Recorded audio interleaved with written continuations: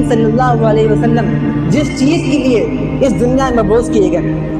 اور ان کا مبعوث کرنے کا مقصد کیا تھا،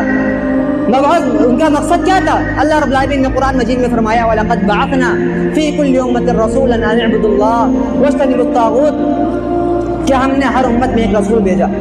اور اس کو یہی حکم دیا کہ وہ دعوت دے کہ اللہ رب العالمین ایک ہے، وَاجْتَنِبُوا الطَّاغُوتَ، اور طاغوت سے بچے۔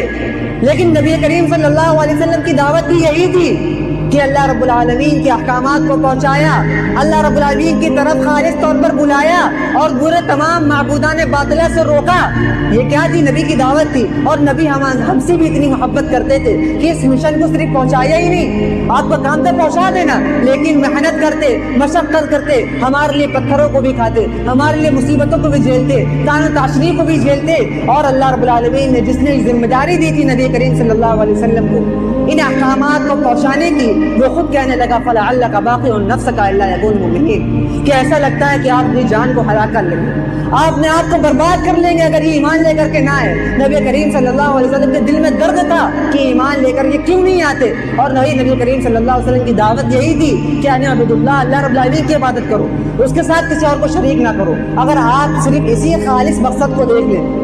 آج ہم دعویٰ تو کرتے ہیں کہ ہم اللہ رب العالمین کی عبادت کرتے ہیں، اسی کے آگے سجدہ کرتے ہیں، اسی کے آگے رکوع کرتے ہیں، اسی سے نظر مانتے ہیں، اسی کے لیے ذبح کرتے ہیں، اسی سے استعانت کرتے ہیں، اسی سے توبہ کرتے ہیں، اسی سے استغفار کرتے ہیں۔ اگر آپ دیکھ لیں تو آج روڈوں پر لوگوں کو آپ کو مل جائے گا کہ وہ منہ سے کہتے ہیں کہ ہم اللہ سے محبت کرتے ہیں، لیکن جا جا کر کے قبروں پر سجدہ بھی کرتے ہیں۔